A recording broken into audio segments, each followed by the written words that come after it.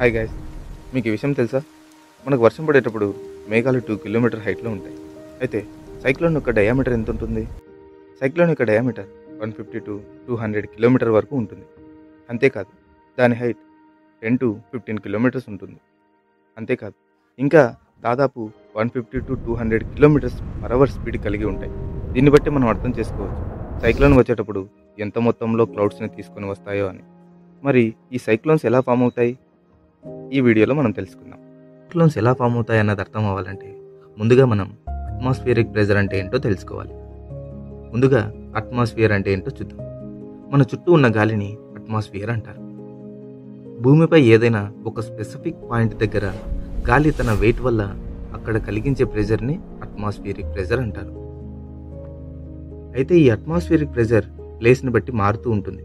For example, tropical region మీద ఉన్న press డైరెక్ట్గా కానీ లేక వర్టికల్గా కానీ పడితే అక్కడ ఎక్కువ వామ్ ఎయిర్ ఉంటుంది. క్యాప్రికాన్ మధ్య ఉన్నదాన్ని ట్రాపికల్ రీజియన్ అంటారు. ఈ వామ్ ఎయిర్లో ప్రెజర్ తక్కువగా ఉండటం వల్ల భూమికి కొంచెం హైట్లో ఉంటుంది. కోల్డ్ ఎయిర్లో ప్రెజర్ ఎక్కువగా ఉండటం వల్ల ఇది భూమికి దగ్గరగా ఉంటుంది.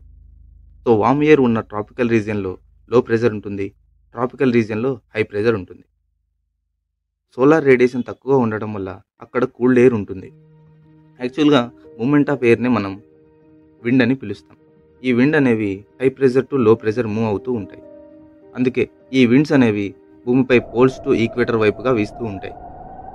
ఇక్కడ ఇంకో ఇంపార్టెంట్ విషయం ఏంటంటే, భూమి ఈస్ట్ టు వెస్ట్ తన యాక్సిస్ పై రొటేట్ అవుతుంది.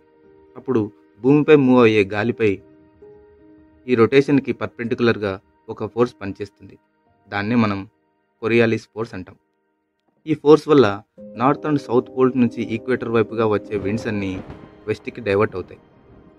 ఎప్పుడైతే సముద్రాల్లో 27 డిగ్రీస్ టెంపరేచర్ లేదా అంతకన్నా ఎక్కువైనప్పుడు కొన్ని చోట్ల సముద్రం సర్ఫేస్ మీద ఉన్న గాలి వేడికి పైకి వెళ్తుంది. ఆ టైంలో ఆ సర్ఫేస్ పైన గ్యాప్ ఏర్పడుతుంది. అప్పుడు ఆ గ్యాప్ని ఫిల్ చేయడానికి చుట్టూ ఉన్న చల్లగాలి ట్రై చేస్తుంది.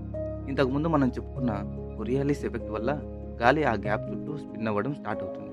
ఇలా సరౌండింగ్స్లో ఉండే గాలి మొత్తం స్పీడ్గా ఆ గ్యాప్ చుట్టూ తిరుగుతూనే ఉంటుంది. దీన్నే స్టార్మ్ లేదా వాయుగుండం అంటారు. మధ్యలో కనిపిస్తున్న ఆ గ్యాప్ని ఐ ఆఫ్ స్టార్మ్ అంటారు. ఒకవేళ ఈ స్టార్మ్ యొక్క డయామీటర్ 100 కిలోమీటర్స్ దాటితే దానినే సైక్లోన్ అంటారు. ఇలా ఏర్పడే సైక్లోన్స్ అన్నీ జనరల్గా ట్రాపికల్ రీజియన్లోనే ఏర్పడతాయి. అందుకే వాటిని ట్రాపికల్ సైక్లోన్స్ అంటారు. ఇలా వీటి ప్రాంతాన్ని బట్టి వాటికి వేరువేరు పేర్లతో పిలుస్తారు. ఇండియన్ ఓషన్లో ఏర్పడే వాటిని సైక్లోన్స్ అని, అట్లాంటికా ఓషన్లో ఏర్పడే వాటిని హరికేన్స్ అని, ఆస్ట్రేలియాకి వెస్ట్లో ఏర్పడే వాటిని వెల్లీ వెల్లీస్ అని పిలుస్తారు.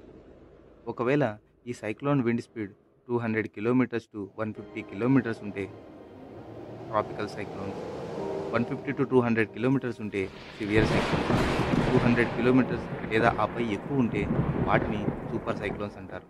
అయితే ఇప్పటి వరకు వచ్చిన సైక్లోన్స్లో అతిపెద్ద సైక్లోన్ 1979 పెసిఫిక్ ఓషన్లో ఏర్పడింది. ఈ టైఫూన్ టిప్ అనే సైక్లోన్ దాదాపు 2000 kilometre diameter and 305 kilometres per hour స్పీడ్తో వచ్చింది.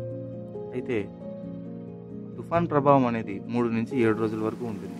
కానీ ఈ టైఫూన్ టిప్ అనే తుఫాను 20 రోజుల వరకు దాని ప్రభావం చూపింది. అయితే సముద్రంలో ఏర్పడిన సైక్లోన్ తీరం దాటగానే ప్రభావం తగ్గిపోతుంది. కానీ ఆ టైంలో విండ్ స్పీడ్ ఎక్కువగా ఉండటం వల్ల భారీ నష్టం కలుగుతుంది.